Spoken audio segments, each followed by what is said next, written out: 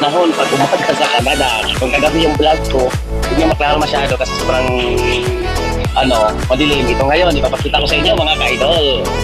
Uy, ng Canada ngayon. Taas ko na itong camera, yung full top talaga. Yan mga ka-idol. Yan ang Canada. Pag umaga.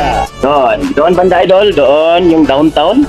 Yung pinaka-downtown talaga. Doon patungo. Dito. Kasi ito apartment ng cousin ko. Ano to siya?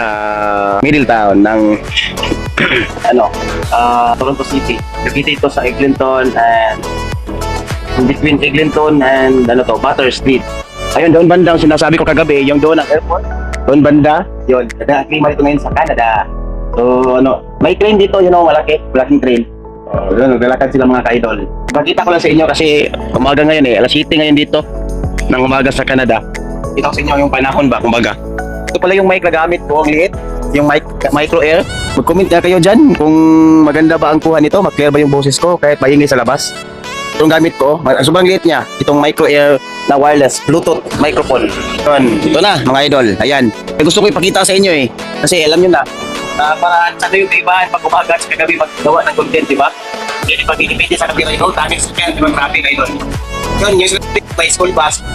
Pag may school bus talaga, hinto yung mga sasakyan.